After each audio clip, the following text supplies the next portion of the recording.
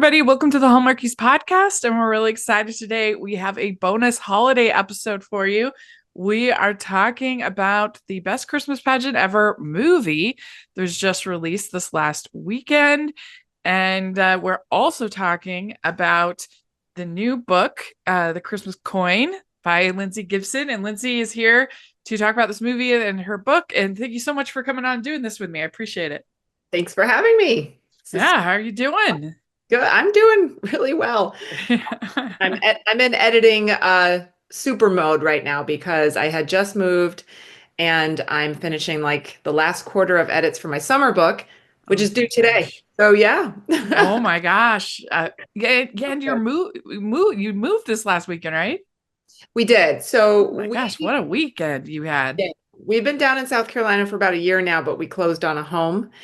And yeah, it's been a whirlwind. Oh my gosh. Isn't that the way it always is? It's like Yeah. everything comes all at I know. once. And then moving all my kids to schools and all these things, it's a lot. But Yeah. Wow. Well, it's even nicer of you to come and talk about this movie yeah, I mean, I was just thinking because we already had you on once this year, for an interview, and so I thought what could be sort of fun, and we needed to cover this movie anyway, right. and I ended up really really enjoying it. So, I thought that it would be a perfect fit and something kind of we could still talk about the book and everything. And Yeah. but had you ever heard of this property, Best Christmas Pageant Ever? Had you ever heard of it before? I Isn't it based off a book? I believe it was. Yes. Yeah, So and it's I did based read, off a book that was then turned into a play right. that was then turned into a television movie. Yep. Yeah. Yep. Okay. So I didn't read the book, but now I'm going to. Yeah. So yeah. Yeah. So I think I have read the book, but I think it's been a long time. But I have seen the play because I'm a theater critic as well. I've seen the play multiple times. Okay. And of course I've seen the TV movie. The play was the play was released in 1982. Yep. The Good. book I forgot to write down when the book was published, but the TV movie was released in 1983. Okay. And so it's been around for a bit, and I've been surprised. I've said for a long time that I'm like, why isn't Hallmark doing a version of, why isn't anybody doing this story? Because It's a good it one. just seems like it would have so much appeal. And Yeah. it turns out, I guess Dallas Jenkins, the director of the movie, I guess he'd been trying to get this made for a long, long time. I don't blame them. I watched it with my 10-year-old. She loved it. And I thought it was such a good message for her. And it Yeah, was a good break from all the moving craziness. yeah, Um, but it was just well done. I would love to see the play too, because yeah. plays and movies, they're just always so different, you know? Right. It's a Yeah. different experience. So the novel was written in 1972. Oh So wow. yeah. I didn't know that. I knew it was older, but I just didn't know when it exactly came out. Yeah. And there is actually a Best Christmas Pageant Ever musical. Oh, I have not seen that, but I am going to get an opportunity to see it this December.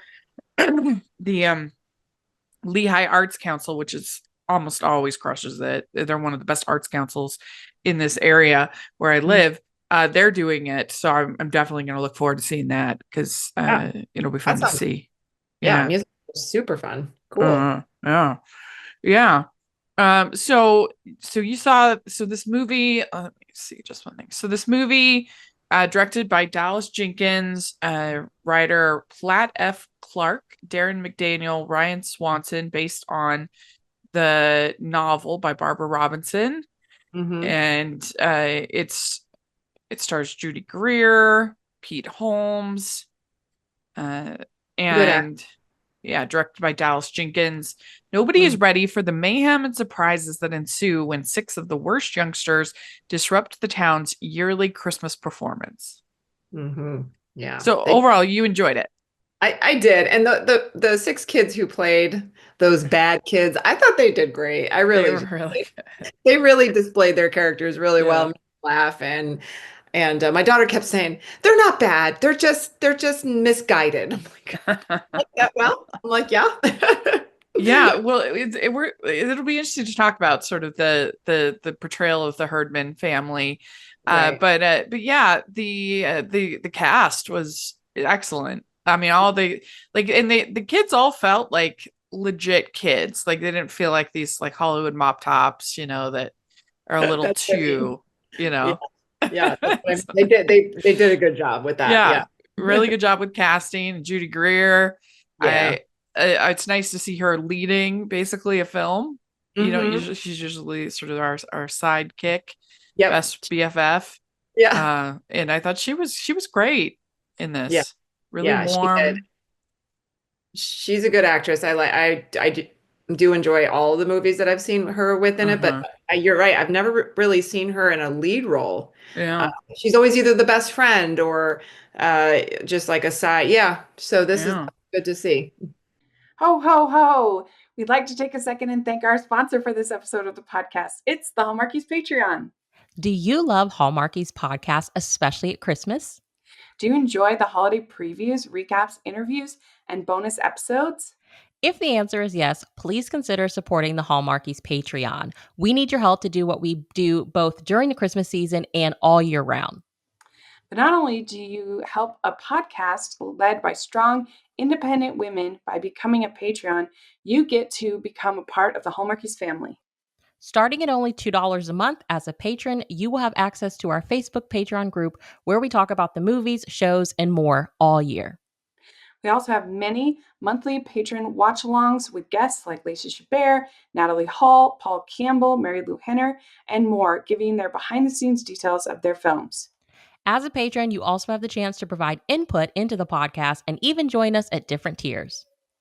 So this Christmas season, spread some cheer to the Hallmarkies Patreon and become a member today. You won't regret it. Go to patreon.com/hallmarkies to learn more. That's patreon.com/hallmarkies. You say you stand in general on faith-based films. Are you a fan? Where do you kind of stand? I personally am a fan of them. I know everybody's different with that, Sure. but I think this movie did a really good job balancing that. I think in my opinion, I think anybody could watch this movie, and depending on where they stood with that, and enjoy it. I do. I think that Uh, it did have some. It did have some. Parts about the church that I thought were interesting. But that's a whole nother discussion. oh yeah, that because since I'm not a traditional Christian, since I'm Yeah, Mormon, I wouldn't pick on those things yeah, probably. it So, was set. that's interesting. But in general with faith-based films, I think I'm more open to them than a lot of other critics, Yeah, that are very, very, very tough on them.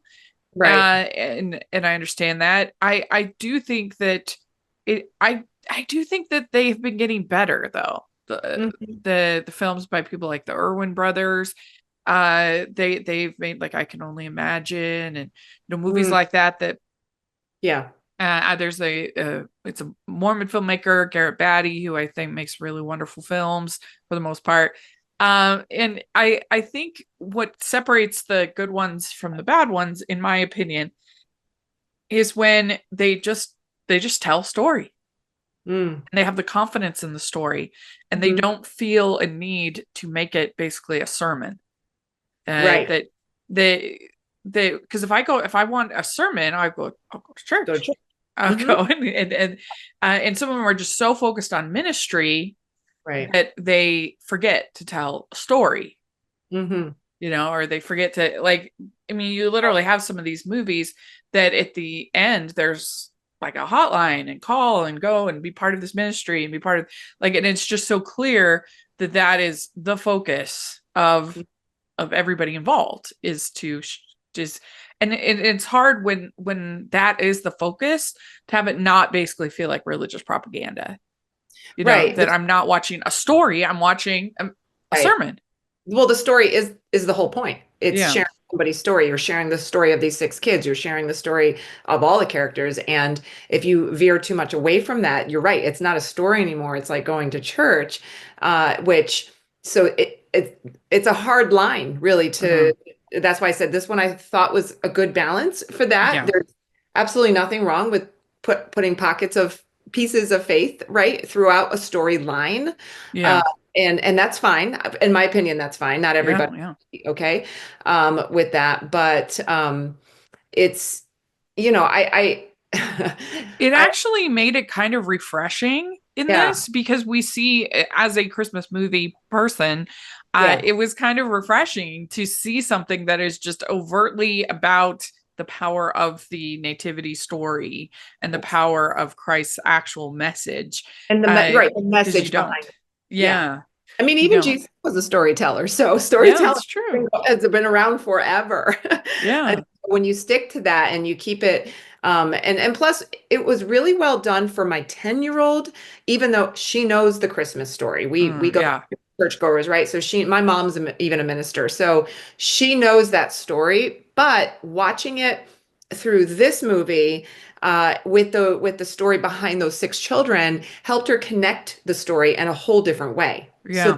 that's why you can tell the same story a million different ways. It just Yeah. depends on how you do it. Yeah. I was really moved by it too. It was a touching message about, it made me think about, even though I've seen this story multiple times, like it just made me think about the, it sounds like such a cliche to say, it made me think of the true meaning of Christmas, but it really did. I think that's the point of the whole movie. Yeah, That's the whole it that really was the did. whole like underlining foundation of this movie is helping people to using these six kids as Yeah. stories to help us all understand the meaning of Christmas. And Like yeah. I said that if you can handle Charlie Brown, talking, sharing Luke 2 at the end of that, that special, and the Linus reciting Luke 2 at the end of that special. If you can handle something like that, that's heartfelt, that's sincere, that's someone sharing their tradition, then Yeah. I think that you can handle anything in this. Oh yeah. You And the know, joy, it brings you back to the joy, right? And kind like of I would think if I was atheist or agnostic or whatever, yeah. and or any other faith, I think I could watch this and see that is sharing the best of Mm, this tradition, this yeah. holiday, this, and I could appreciate it for the Hmm. goodness in it, I think. Even Christmas songs do that. I know plenty of people Yeah, who really have a strong faith background and they still enjoy those Christmas songs. true. They're like, okay, all right. Yeah, It that's just makes true. me smile. Yeah. So, So the story, if people didn't know, the best Christmas pageant ever. So it is about this church. And did they say particularly? I don't think they say denomination. I It's don't just think they a did. no. I don't remember. Yeah. So it's this church, and they put on this Christmas pageant every year, and a nativity pageant, and it's the big 75th anniversary of the pageant. And there's this family of hooligans called the Herdmans that are bullies. They're mean. They're tough, and they, through various contrivances, end up in the pageant, and kind of the shenanigans that brings about is the main story. And one of the things that surprised me the most about this movie is I was really surprised how hardcore they went on the Herdmans. Because Yeah. in the play, they talk about them like hitting people and stealing and smoking cigars. And Oh, that was the biggest surprise for me. I did not think they would keep that in. I thought they would tame them way down. right, right. Make it more family friendly, but they didn't. Yeah, because I mean, you can't even have villains smoke in family movies not anymore. There was the whole thing when that Cruella movie was coming out, that Yeah. because in the animated film, Cruella has that iconic long cigarette and things. It's like a big part of her character, and kind of blowing smoke and coming out of the smoke, things like that. And they couldn't have her smoke in the new movie, live action. Oh yeah. I Yeah. never connected that until you just pointed that out. Yeah. And Okay. so like that's why I was so surprised, because Yeah. like I said, even villains now in they don't smoke. And there was a whole story about in this recent The Batman movie, Colin Farrell plays the Penguin, who's like a mob boss in this iteration. And he wasn't allowed to smoke a cigar. He wanted to as part of the character, and he wasn't allowed. And that's like a PG-13, like pretty strong, violent film, you know? I'm like, what? He wasn't allowed. So it really surprised me that they had her smoke. Yeah. That's, and I didn't make that connection either, that all these newer movies. Yeah. Think about the mob movies back in the day, and all it was like a smoke-filled screen. Right. Yeah. Right. Like all that has been totally tamed down. So yeah. I like that they did that then. I like that they kept the characters true to what the play was or what the book was. That's good. They really did. I mean, I haven't read the book in many years, but as far as from the play, it's like shot for shot. I mean, they really didn't cut any. They didn't modernize it or make it like hip, or they kept it set in that time. That was the 70s. The aura of the movie was very 70s. I noticed it, like not just the clothing or whatever, but just the overall like coloring. Even like they tried to make it old. Yeah. I like that. Yeah, it definitely had that like vintage feel. Yes. Which I liked a lot. Yeah, that was really good. And I think what was the most moving about the movie is that first of all, the I think what was most moving about the movie is the experience of the Herdmans understanding and being introduced to the nativity story for the first time, and really painting it in its true form as a refugee story. Yes. Yeah. Asking questions. They were like really into it. Like in that scene where they were first, where she was first like doing the roles, like here's the roles for everybody. And then talking about it, and I just noticed right away, they're like asking all these questions that a lot of kids don't ask. It's like they got that tough exterior. So they're like, well, wait a minute. Why isn't this character? And remember like when they were like trying to point out stuff and then she just kept, okay. Like she was just trying to keep very basic for the rest of the kids. But these kids they're not basic. They're very because of what they've been through. So it's like they're tough. And that came out during that initial scene in the beginning when they sort of took over the pageant. And I do think that social services needed to be called into this. I mean, if they are really alone that much, right, then there needs to be some intervention happening here. But I now at least the church community can be a part. And I think I would have loved at the end for them to been, because so we have Lauren Graham narrating the story. She plays the young girl, the daughter, Judy Greer's daughter, grown up as an adult. And I would have been nice to have had Imogene there as an adult and like a little wink wink, or something like that. Like that would have been fun to like see her participating in kind of the church, and that I think that would have been nice. I mean, they did like the catch up at the end, like so and so ended up, but they said she had like she ended up having like 5 kids or something, right? Yes, it would have been nice to see her adult character too. That would have been, that could have been fun. But anyway, they're basically at best latchkey kids, which is what we used to call them in the 80s. I don't know if that's still a term that people use. But what I liked too is that it wasn't like a Pollyanna, even I love Pollyanna, but like it wasn't that kind of a story. Like the behavior was never like justified or patronized. And like the concern of the kids not liking the Herdmans is never invalidated or glossed over. And I really liked the line when the little girl, she says the best thing about church was that there are no Herdmans here.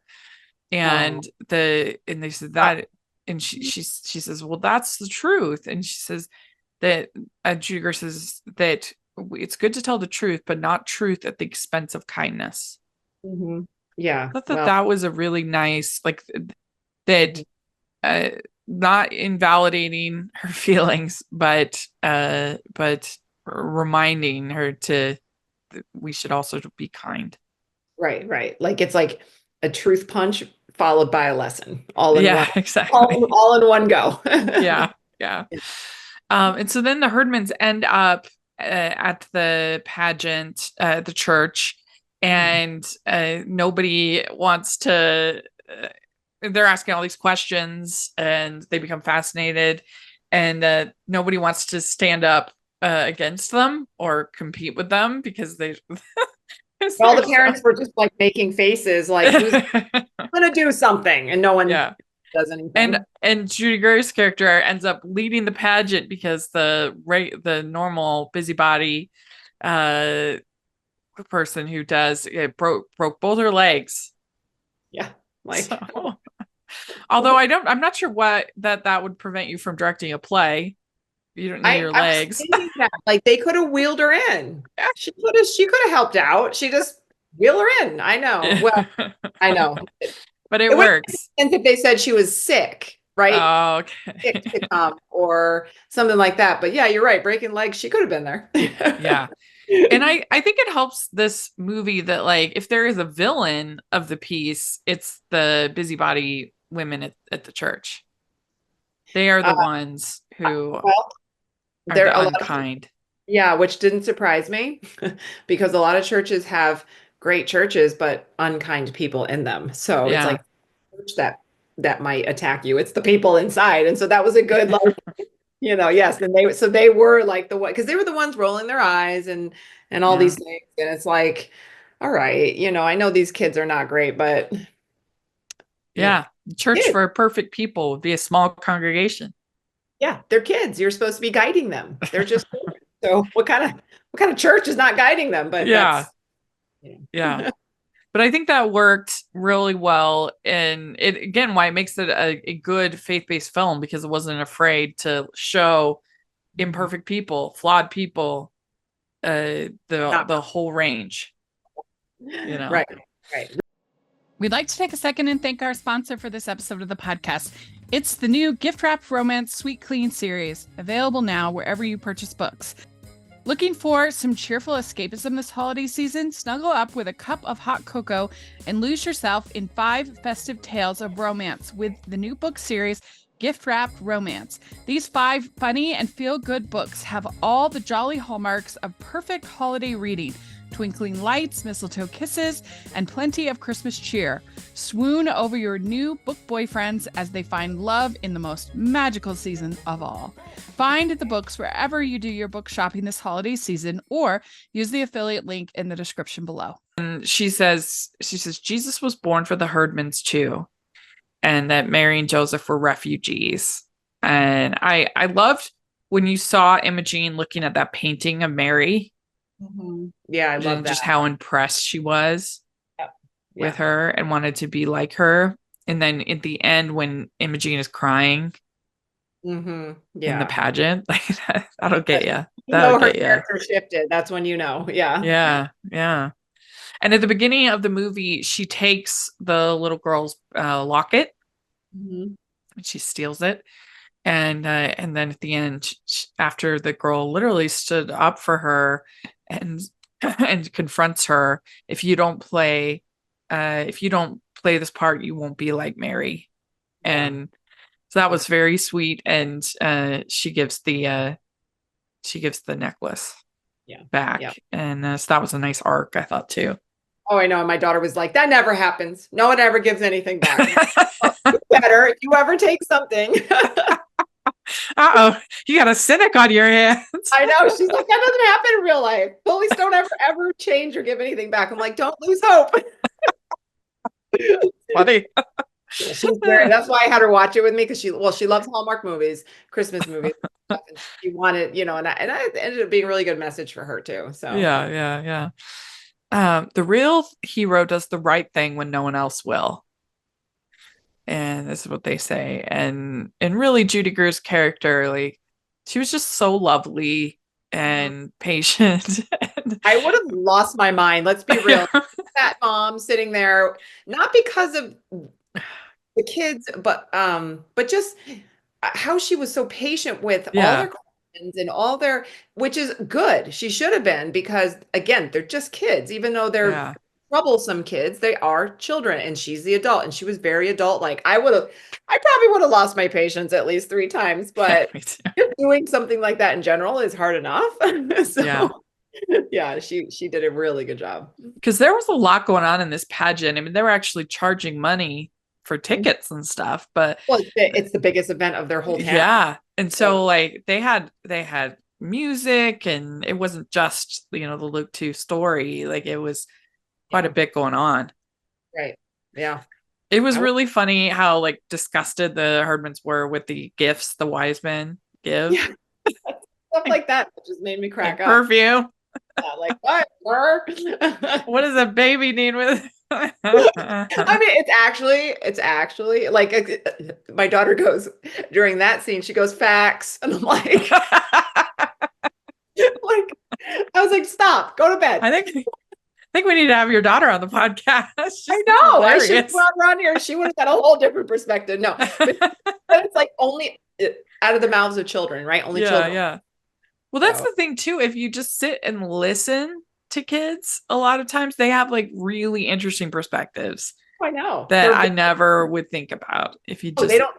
Yeah, they don't dance around. They just like, especially my middle child. She'll just ask. And she'll just say things. And then she's like, did I say something funny? I'm like, well, you're just very direct. I say something funny. Oh my gosh, that's funny. That's hilarious. Yes. And then there's a fire, and it turns out it was the pie. It wasn't the Herdmans, and they get accused. And that's kind of the big climactic kind of moment of the story. Yeah, it is a very Dennis the Menace moment. Yeah. It must have been them. Yeah. And we find out that the husband, that he had been helping the Herdmans and checking in on them. And yeah, he brings them a ham. That's what they needed. Yeah.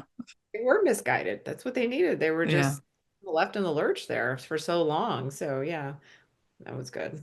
So when the actually getting down to close to the moment, are they going to show up? Are they not going to show up? And they end up showing up. Of course, you had also Gladys, that was the angel, and that was really funny. She was great. Wait, didn't she grow up and she like was loud about a lot of yeah. I forgot what her grow up moment was, but it was funny. I remember that. Yeah. And so that was fun. And the actual pageant was just very moving and sweet. And they say Mary's crying. Look at that. And even the catty women are touched by it. Yeah. Yeah. So I left thinking, is this, as far as mainstream faith-based films, I was like, is this the best one I've ever seen? I'd have to really think back. It's definitely up there. Yeah. I love I Can Only Imagine, but that loses some points because they should not have had they should have had a different actor playing him as a teenager, because it looks ridiculous. He's got like a full beard and he's in high school. Yeah, but I remember. Yep. Other than that, that's a really good movie. I love it. Yep. Yeah, that's a really good movie. But this was just, it was so well executed. I mean, I gave it a full highest score just because I really had almost no notes. Like, what else could they have done with this story? I don't know what to make it better. Like, well, there's only 2 hours that they can work with. Right. So you could always add things, but now it's a hostage situation. Like, oh, is this going to end? Because they could make it more, but there's not much to add. There wasn't. No. I'm agreeing with you because like that's why I said the perfect balance. Yeah. Given our Hallmark rating, I mean, I would give this a 5. It has much more depth than a lot of the Hallmark movies. Oh, right? Yeah. Like, I'm just saying, compared to like what we normally, are reviewing and stuff, like I would give this my full recommendation. I just think will that anybody will love it. I just think it's a great movie. Yeah, there's a lot of lessons in there, and there's just a lot of the characters. It was the actors. They really made the movie. Yeah. Yeah. We'd like to take a second and thank our sponsor for this episode of the podcast. It's the Hallmarkies merch store. Are you looking for that perfect gift for the postable, Hardy, or Hallmarky in your life? What about getting that t-shirt or hoodie that will help you stand out at your next holiday party? Now is the time to check out the Hallmarkies merch store. Full of festive designs by artists like Jessica Miller, Carrie from Hallmark Comics, and more. You can even have more than just shirts, but totes, cell phone cases, notebooks, mugs, and more. And it isn't just Hallmark. We have designs for Anna Green Gables, Man from Snowy River, The Nanny, and more. Every purchase at the merch store goes to help support the podcast and allows us to make the great content you know and love. There are frequent sales, so go to tpublic.com/stores/Hallmarkies or see the link in the description. That's tpublic.com/stores/Hallmarkies. All right. Well, let's talk about your new book. This is so exciting. Switch gears. So you have the Christmas coin coming out. It's already been released, right? Yeah, it's making waves. Oh, so why don't you tell the Hallmarkies a little bit about the book? So the Christmas coin follows my heroine, Amelia Collins is her name, and she is a professional ballet dancer, and she's also a dancer, like a social media influencer through her dancing, and she did a lot of modeling. So it was her whole life up until she has this career-ending accident that her doctor looks at her, and that's kind of where the story begins. It's also a dual timeline, just like The Christmas Promise, which I had a lot of people ask me for that one to come back, and it is because it follows the coin and all through the generations.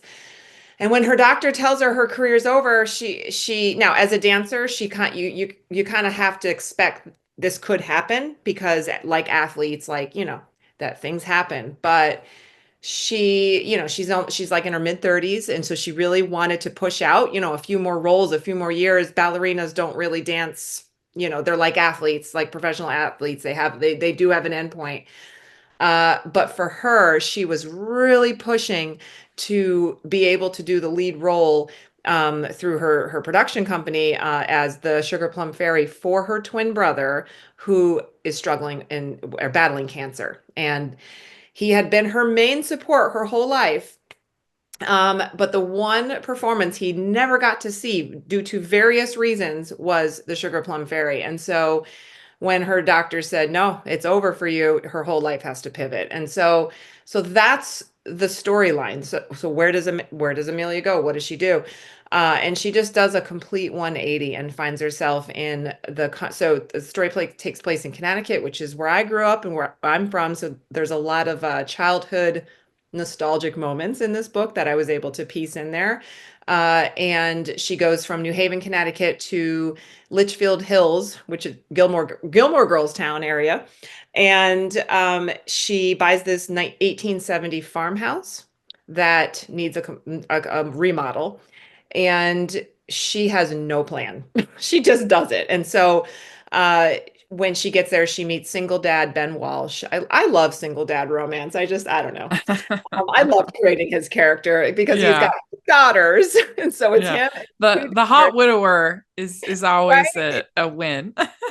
Right. And so he's trying to navigate a teenager and an 8-year-old daughter, and he's a little rough around the edges because he's protective of them, and he's been through a lot, and so I kind of made him a tough one to crack because that's just how and then once you do, the warmness starts pouring in, and she gets to this town, and she meets the town's ballet teacher, the one teacher in town who's been teaching ballet forever.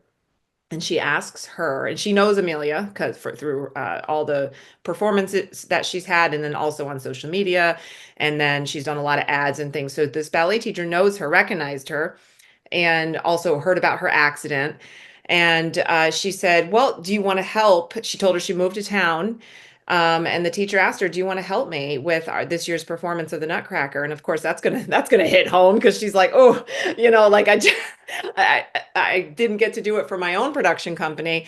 And then on top of that, she asks her to help with their Sugar Plum Fairy and privately tutor her.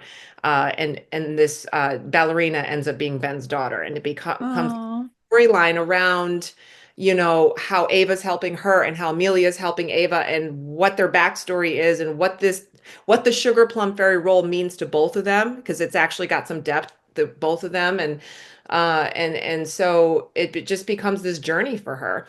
And all while the reader is learning about this coin that she finds in the farmhouse, what this coin means to the original family that built this house, and how it evolved over the years. And it shows you the family as it progresses, with this coin. And there's a little bit of a twist at the end. And yeah, it's got, there's some tears, there's some happiness, but I don't know. I had such a blast writing the story. I've always wanted to Aw. be a ballerina. I think that's why I really, Yeah. and I danced the Nutcracker myself so many times Oh, you growing up. did? So yes, I never did Sugar Plum Fairy. I never quite got that, big with it, but I did do a lot of roles in that performance. And so I bring my girls every year to watch it. And it was fun. It was really fun to put a lot of my childhood and all the activities that Amelia gets to do with Ben and his daughters. And I'm like, oh, it's like being home. So, Yeah, yeah. I was going to ask how you came up with this idea. We actually found a coin. My husband and I lived in a 1764 historical home in Connecticut before his job transferred him down here. And and I love South Carolina too. It's very charming down here. I don't know how long we'll be here, but it's wonderful. But Connecticut's it's got all the historic Yeah. to it. And so we lived in a very old house. And one day my husband goes, "Hey, look at this coin I found," because I don't know what he was doing. I heard a lot of banging upstairs. I don't know if he was like trying to like fix something. And it was a European coin, and it blew our mind. Now, in the story, the coin that Amelia finds has much more worth to it. I had to like amp it up a little bit. Like it's worth much. Sure.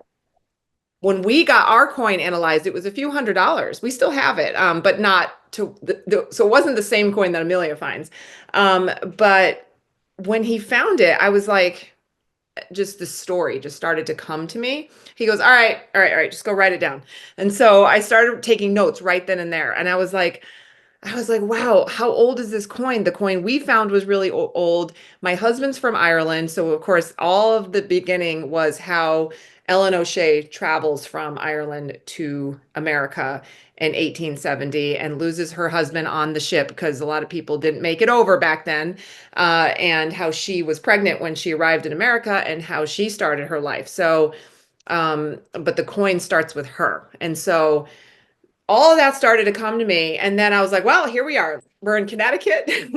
What's my favorite thing to do here? And then I just started to create Amelia from there. So Mhm. it's kind Was of that like, hard to keep? Like, I mean, you've got dual time, you've got so many different things happening. Was that hard to keep it all together and all working? yeah, a lot of people ask me that with the Christmas Promise too. What I do is I write the story first, and then on a separate document, I write all the historical scenes, and then I break them down and I piece them in. And so it's almost like you're writing two stories. Now, the historical flashback scenes or whatever you want to call them, they don't, even when you put them all together, it's not a full manuscript. So they're like pocketed in there, right? So, Uh-huh. but it is two stories joined together in one, the past and the present coming together. So I have to and that's where the editors come in, to help me pace it and put it in there. Uh-huh. So I don't just throw it all random. So, but yeah, it's hard. And when you do these things, or when you do the dual timeline, you have to do a lot of research. So, but I don't mind. I'm a history buff. I just love it. So I don't mind at all. It just takes a lot of time because you have to research each time, because this one goes through various generations. And so I'm like, all right, Mm. what was happening then? Yeah. Would you ever want to do like just a full historical I novel? might. I might. My Christmas 2025, I actually worked with some historians for that one. So I got some like legit facts with that one. And it was really fascinating all that I learned. And just some of the facts and some of the videos that they sent me, the Historical Society, I'm like watching it. I'm like, I could do a whole book on that. I could do a whole book on that. But I think I might one day. Mhm. It's a lot. That's a lot. Yeah. Yeah. So with Amelia and Benjamin, what was it like sort of developing those characters? Were they challenged?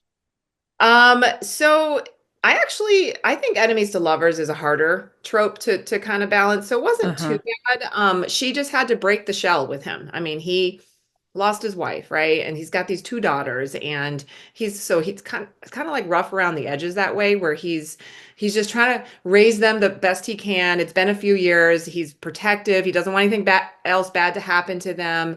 You'll learn in the story what happened with his older daughter Ava and the night of his wife's accident. So it's like he's very guarded, and he's just doing the best he can, right? And Yeah. so Amelia comes in, and yeah, she catches his eye, of course. I mean, Amelia's beautiful. And then he catches her eye, right? But he's just got this stance that she's like taking 2 steps forward with him and then 2 steps back. And then so we kind of had to do this like wish-washy thing back and forth a little bit. But because she's working with his daughter, it really helped to bring them together a little bit easier. Yeah. Yeah. Yeah. That's cool. I was gonna ask if are you a ballet fan? It sounds like you are. Yeah. Well, I wanted to add the Nutcracker in there. I wasn't even sure at first when I first started to develop Amelia, was she going to be a ballerina? And I think I had a whole nother profession for her at first. And then I was like, wait a minute. And then it started to occur to me that maybe I can make her the dancer. And then the whole storyline just sort of shifted from there.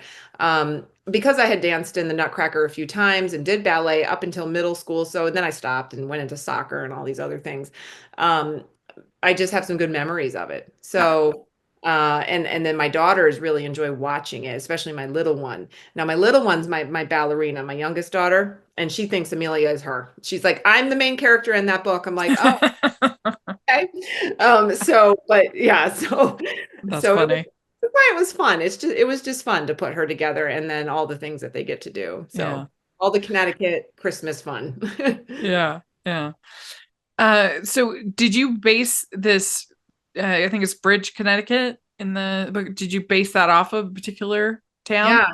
Yes, so Cornwall, Connecticut is the town of inspiration, and in West Cornwall area there is a covered bridge that so a lot of the landmarks are real in the story as you read through it, and it's beautiful. It's an old bridge. I think it was built in the early 1800s, but the some of the traditions that you'll read, like when she walks down Main Street and she sees the 12 days of Christmas, that's an actual town walk in Cornwall, and all the businesses participate. So things like that are actual events. I love that town. It's up in Litchfield Hills area, so it's just this tiny town up in the mountains up there. So it's beautiful. Yeah. Yeah. Yeah. Is it hard to come up with like new Christmas stories? You know, that because you do like you do like a summer book and a Christmas book. Yeah. Is it hard coming up with okay, what's something that has a new angle? It's hard. I mean, because Christmas is so, in my opinion, can be so like very redone a lot. But I think every author does a good job trying to put their voice in there because every Yeah. author has a different voice and how they speak and how they create their characters. My characters are always going to be struggling with something. So I always try to put, and I'm pushing Jenny more and more. I'm like, can I add more? Can I add more? Can I add more? I can go real deep. Yeah. Yeah. I can make it real. I can put a lot of meat into it with a happy ending, but it's almost like, okay, let's just do this like a little bit at a time.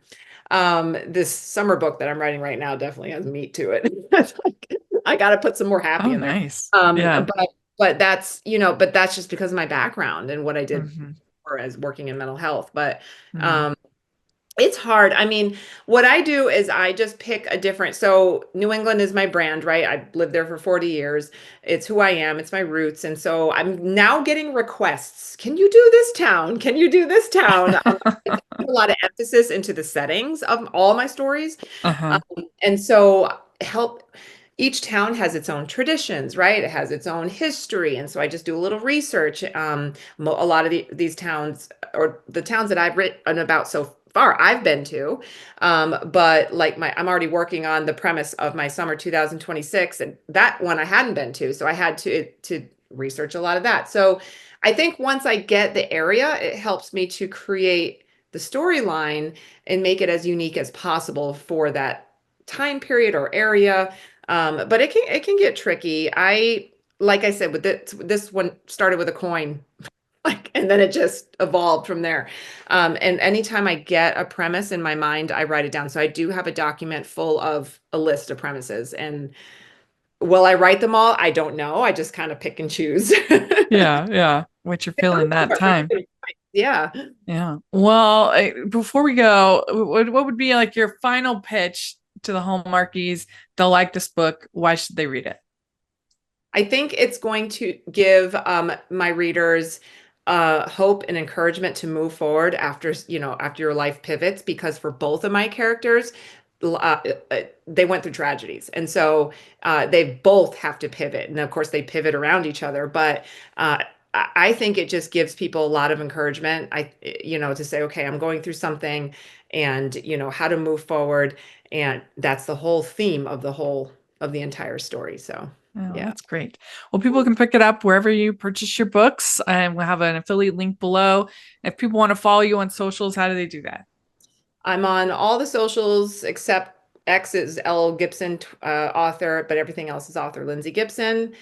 LindsayGibson.com is my website. So yeah, you can find me. And you can find me at Rachel's Reviews, all of our social media, iTunes, YouTube, and on Rotten Tomatoes. So check that out. Also, make sure you're following the podcast, Hallmarkies Pod, Hallmarkies Podcast, all of our social media. And if you are listening on iTunes, please leave your ratings and reviews. Really appreciate that. And if you're watching on YouTube, please give the video a thumbs up, subscribe to the channel. Appreciate that. And we have our Patreon group, which is the biggest way you can support us.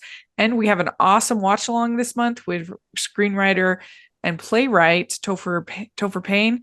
He's awesome, and it's going to be really fun to hear what he has to say. We're going to watch A Gift to Remember, which is a really good movie. So definitely sign up. Any level of patron can participate in the activities. So check that out. And then we have our merch store where we have new movie-inspired, classic Christmas movie-inspired shirts and other designs. We've got Home Alone. We've got Christmas Story. We've got Die Hard. We've got all your favorites. So please take a look at that. And thanks so much again for doing this. And let us know what you think of the book, and also Best Christmas Pageant Ever.